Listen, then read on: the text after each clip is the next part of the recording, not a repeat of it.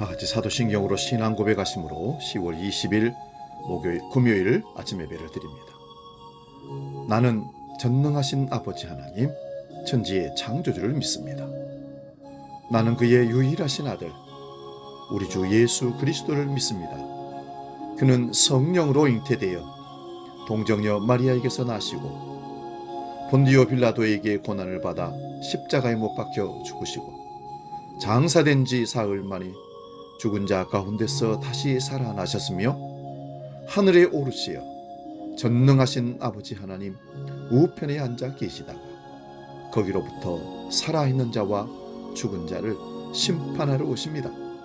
나는 성령을 믿으며 거룩한 공교회와 성도의 교제와 죄를 용서받는 것과 몸의 부활과 영생을 믿습니다. 아멘.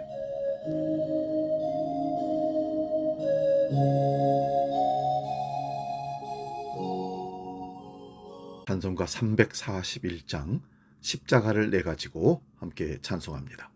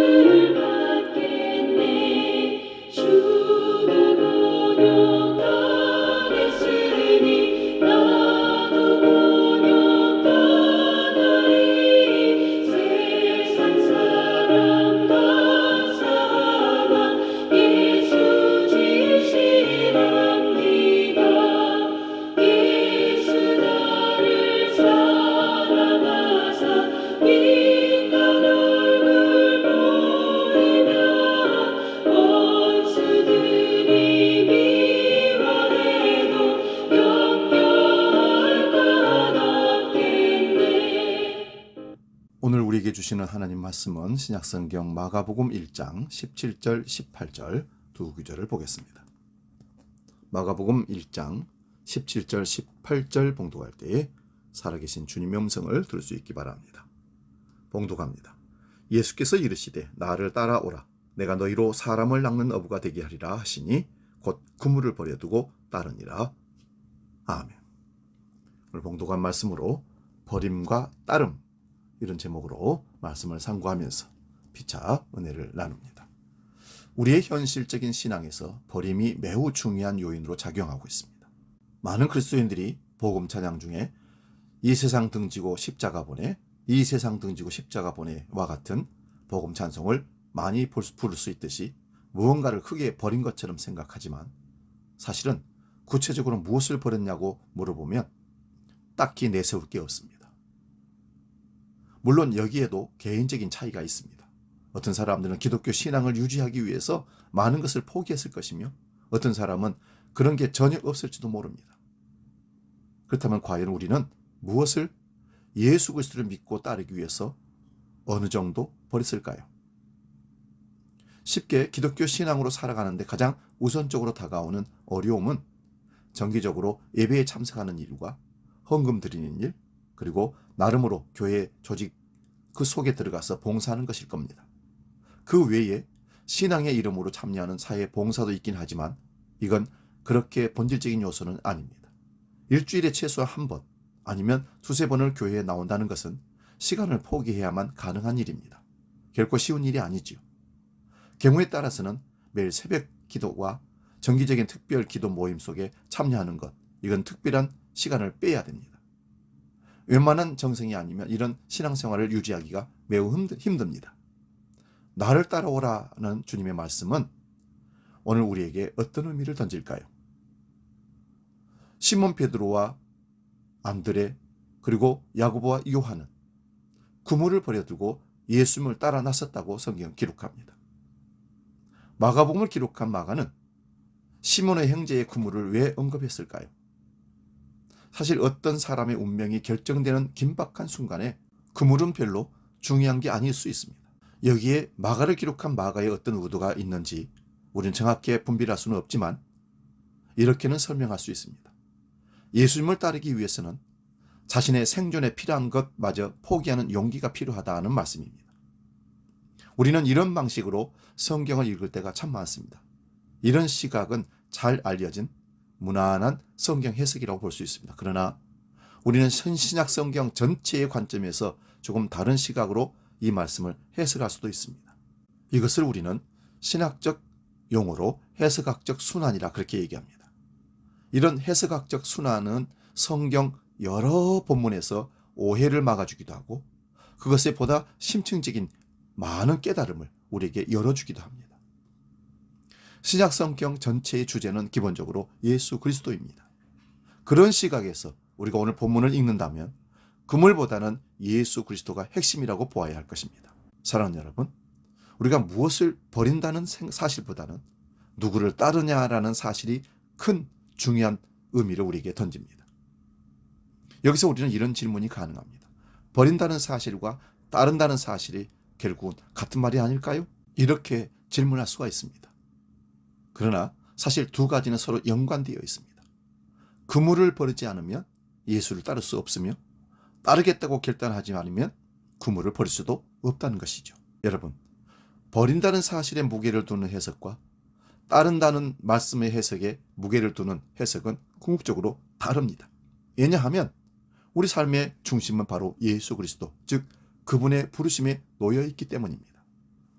이런 요청이 강력할 때만 우리에게 버린다는 사실이 의미를 얻게 되는 것입니다.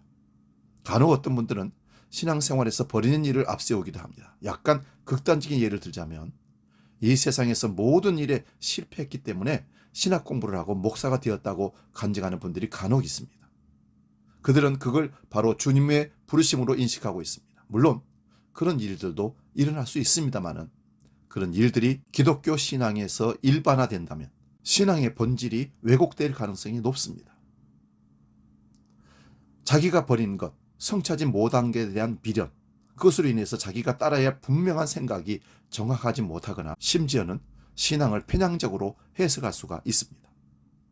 어떤 목사님들은 자신의 저서 활동을 통해서 나오는 수입이나 부흥 집회 인도를 통해서 세미나를 통해서 나오는 수입을 생활비로 쓰기에 충분하기 때문에 교회에서 받는 사례비를 모두 다 통째로 하나님께 헌금으로 드린다는 얘기를 가끔씩 듣습니다. 주의 몸된 교회를 위해서 많은 사람들이 욕심을 내고 있는 물질을 포기한다는 것은 칭찬받을 만한 그런 일이긴 하지만 그런 걸 사람들에게 떠벌린다는 것은 기독교 신앙의 핵심이 무엇인지 잘 모르는 데서 나오는 어리석음이 아닐까 생각해 봅니다. 이런 점에서 오늘 성경 본문을 가지고 버림과 따름에 대한 얘기는 설교의 중심이 버리는 데가 아니라 따르는 데 있다는 사실을 다시 한번 우리가 주지하면서 복음 예수 그리스도가 신앙의 중심이고 교회의 중심이라는 사실을 잊지 않았으면 좋겠습니다. 예수님 때문에 다 버릴 수 있다는 믿음 말입니다. 그리스도인의 신앙의 삶에서 버려야 할 것들이 분명히 많습니다만 그런 것이 복음의 중심이 될 수는 없는 것입니다. 그런 것을 강조하기보다는 그물을 버릴 수밖에 없을 정도로 우리 영혼을 사로잡고 있는 주님에 대한 말씀이 더 강력해야 한다는 말씀입니다. 그 주님이 선포한 하나님의 나라는 하나님의 다스리심이고 하나님의 능력이 행사되는 곳입니다. 그렇습니다. 우리 신앙은 그물을 버리는 데서 시작하는 게 아니라 주님을 따르는 데서 시작합니다. 이것이 곧 복음의 본질입니다. 이 사실을 깨닫고 따름에 최선을 다할 때 버림은 자동적으로 버려줄 수 있다는 사실, 결코 그것을 자랑하거나 드러낼 필요가 없다는 사실, 우리가 추지한 바 있습니다. 잘 기억하고 버림과 따름을 잘 행하는 하나님의 백성 될 수 있기를 주의 이름으로 축원드립니다. 기도하겠습니다. 거룩하신 아버지, 주님 따름이 버림을 갖고 온다는 사실을 우리는 깨닫습니다. 복음의 본질은 버림에 있는 것이 아니라 예수 그리스도를 따름에 있다는 사실을 다시 한번 깨닫습니다. 그 따름에서 버려야 할 것들을 버리게 하시고 과감하게 주님 붙쫓아 십자가 진 같은 고생이 있을지라도 주님 따라가는 믿음의 사람들로 이 땅을 살게 해 주시옵소서. 주기도록 기도합니다. 하늘에 계신 우리 아버지, 아버지의 이름을 거룩하게 하시며 아버지의 나라가 오게 하시며 아버지의 뜻이 하늘에서와 같이 땅에서도 이루어지게 하소서. 오늘 우리에게 일용할 양식을 주시고 우리가 우리에게 잘못한 사람을 용서하여 준 것 같이 우리 죄를 용서하여 주시고 우리를 시험에 빠지지 않게 하시고 악에서 구하소서. 나라와 권능과 영광이 영원히 아버지의 것입니다. 아멘.